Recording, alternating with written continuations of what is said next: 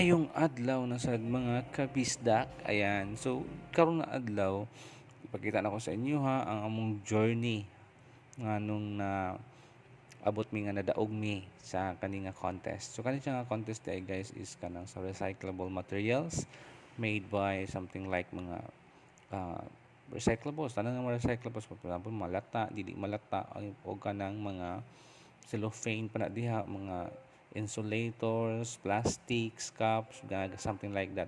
So tanan siya nga recyclables guys is pwede nimo gamiton para makapahimo ka og outfit. So depende na sa imo o gown ba na or unsa ba na diha.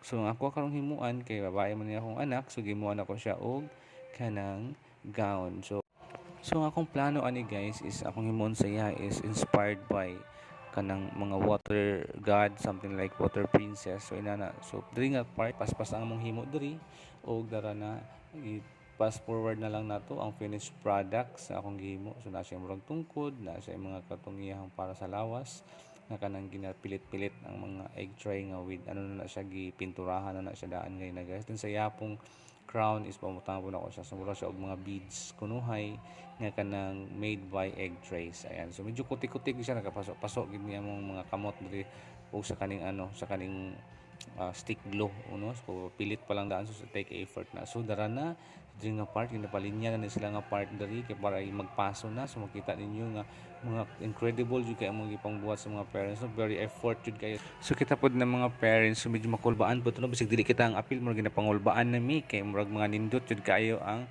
mga gipangbuhat sa mga parents. So nakoy makita diha na inspired by kanang Angel Arcangel, napod siya inspired by kanang princess no. So napod tay makita sa kanang ako that is water god na siya. So Kadita water god, so nasa ML Mobile Legends. Then kaning isa is makita pod nimo ning isa na sa likod na Maleficent diha. Nindot jud kay ang ilang mga attire. So na Maleficent, na naapoy ka ng Angel Arcangel, na ay ka ng murag peacock style, naapoy ka ng princess style. So nindot jud kayo ang mga very creative kay ang mga tagapako na parents. Then katong kauban din niya nga nakadaog, inspired by murag ka ng ancient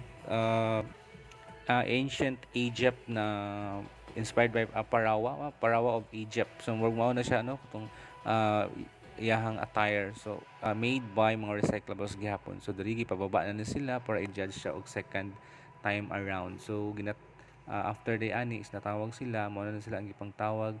Then after pagtawag nila, mao na sila ang mga nangadaog. So nakita niyo diha na atong mga eco-friendly, eco fashion trend, eco fashion icon, then eco fashion excellent, then nakaluyan gid siya gid ang nakuha sa top na winner ang kanang Miss Science Eco Fashion Superstar. Ayan, so thank you so much. So mga parents gid mo pudno nga grabe ang effort nga naghimo gid ang tanan ng mga pulaw o kanang mga kapoy paso na.